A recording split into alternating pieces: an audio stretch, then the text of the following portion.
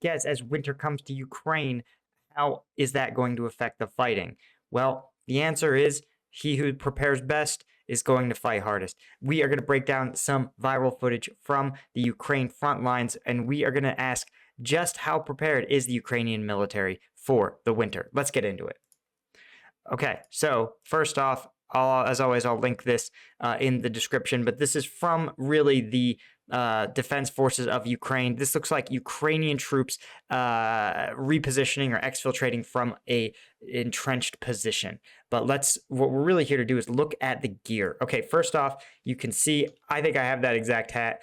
It is a fleece patrol cap, and honestly, they're great. I have two of them. I have one in orange for hunting and one in gray. But what's really significant is this field jacket. And these field jackets are great because they are Gore-Tex. And Gore-Tex is insulating, but is also breathable and permeable. So what happens is that water cannot get inside the jacket, but things like sweat and condensation can breathe out. It's a one-way barrier. And so it is a huge game-changing piece of technology when you're trying to operate in environments like this that are cold and wet, because the moisture from the exterior cannot get inside. And because once it's inside, it has this cooling effect. It will not only risk causing hypothermia, but can also cause a variety of other medical type issues with your skin, forming blisters, increasing the likelihood that bacteria is going to grow and cause an infection. It can get really bad really quick. And so the fact that they have insulated jackets made of Gore-Tex, you can tell by the hood here, that's just how Gore-Tex folds. I don't know how else to put it. And if you haven't worn the jacket, you don't know what I'm talking about.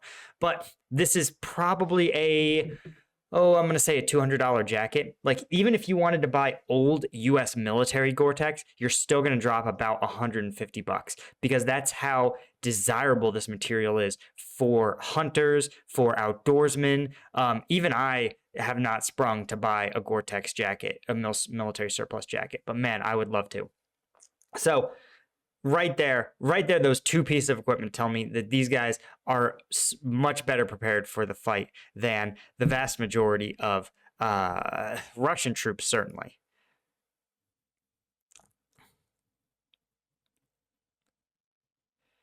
You can see I continue to be somewhat...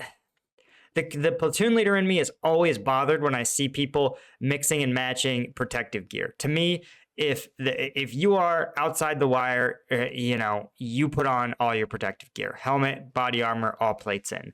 That's my rule. I understand these guys were, taxi drivers and lawyers and shopkeepers, 6 months ago. So, they shouldn't be held to that high military standard, but that is on officers to enforce that sort of thing, or to establish that, and then on NCOs to enforce it. But nonetheless, you can see here there's still a lot of cold weather gear. Some of these guys appear to have their own preferential gear. This looks like it might actually be the Black Fleece.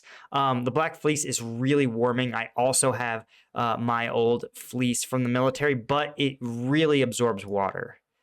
If you know any military nerds, you know that lots of them never stopped loving models, dioramas, and building things with their hands. That's why I wanted to talk about today's sponsor, UGears. UGears is a Ukrainian company that makes mechanical puzzle models. They come in a variety of styles and difficulty levels. Each kit can be assembled without special tools or glue. Everything you need is inside the box. And they're purely mechanical, powered by metal springs or rubber bands, not batteries or electricity. Here are two assembled model trucks. As you can see, they're powered using metal springs or rubber bands. Just wind them up and set them off. It's honestly pretty sick that these are assembled entirely by hand, no tools, no glue. And UGears recently launched a line featuring icons of the Ukrainian conflict. These include models of the Ghost of Kiev striking a Russian plane, Ukrainian infantry launching a javelin, and my personal favorite, a Ukrainian farmer's tractor towing a Russian tank. UGears models also include animals, cars, boats, functional clocks, even musical instruments. They make a perfect holiday gift for anyone 14 and over who loves working with their hands and seeing their creations come together. UGears is a Ukrainian company, but orders ship from Latvia, so the situation in Ukraine won't affect shipping time. And even better, €5 from every order made on their international site are donated to Ukrainian relief efforts. So be sure to check out my link in the description and get your UGears models today.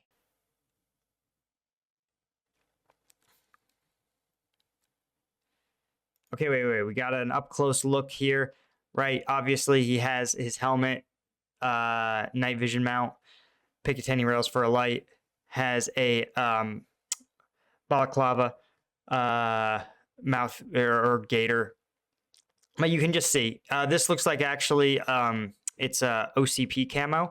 So this may have come from the U.S. forces directly. But also you can see it's a field jacket, moisture repellent on the inside, insulated with probably some thermal material, thin slit or something like that. And you can just tell it makes such a difference in the cold. Like if you haven't spent 24, 48 hours in the cold, when you have the right gear, it's really easy to sustain yourself. And when you have the wrong gear, like nothing can offset poor gear in the wet and in the cold. Because once that moisture gets inside your layers, you are going to freeze. It's going to be awful. And the other thing that I think we need to acknowledge when you're operating in the cold that you really need is additional calories. The body needs to work a lot harder to maintain homeostasis, even with proper gear. And so in order to offset that, you have to increase your caloric intake, sometimes by almost double. And while we don't know the Ukrainian food and logistics situation, we do know that many Russian troops are already saying that they're only being fed once a day. And in the winter, you're going to see tremendous weight loss. You're going to see reduced cognition, slower reaction times, all these things that your body does when it doesn't have enough calories. It starts to make increasingly dire cutbacks in important functions. And in combat, right, quick reflexes, awareness, being able to think through a problem. Those are all things that are survival skills, but that your brain will actually cut back on when you're starving or running at a huge calorie deficit.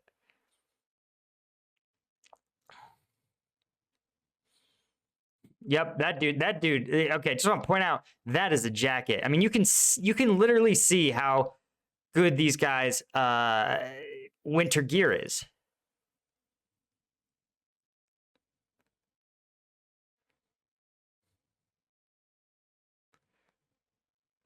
I understand. They're probably repositioning.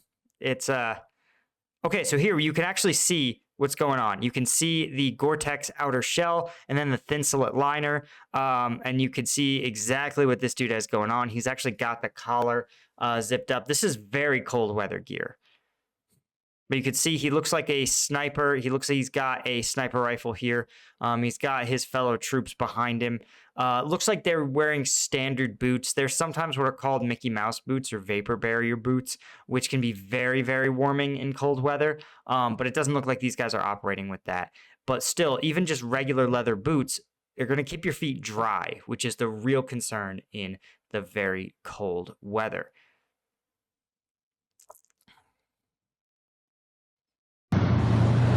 See here, right, where snow hasn't quite hit, or it looks like it's thawed quite a bit, you've got the tanks operating, and you can see that the conditions actually are not that muddy. This is potentially an advantage of the snowy, wintry weather, is that mud is the enemy of mechanized warfare in a lot of cases. So when you have a ground that's more frozen, that's less damp, you actually can improve your mobility of your armored forces. Or mechanized forces,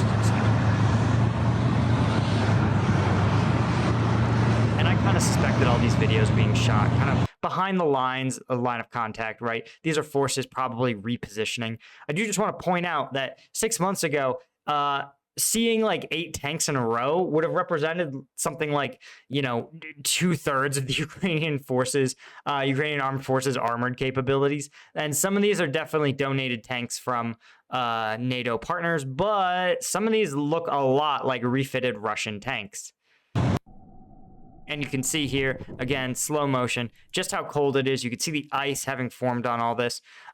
And I just want to point out that this sort of event, this is one of the worst for operating in as a dismounted infantry troop, right? When you can see liquid water covered these plants and then froze. And that is really, really dangerous, again, because liquid water is so good. It's about, working its way into crevasses, getting inside your stuff. If you step in a puddle, right, and it gets up and into your boot and then freezes, the damage it can do to your toes. I mean, that's when you start worrying about losing toes to frostbite and that sort of thing.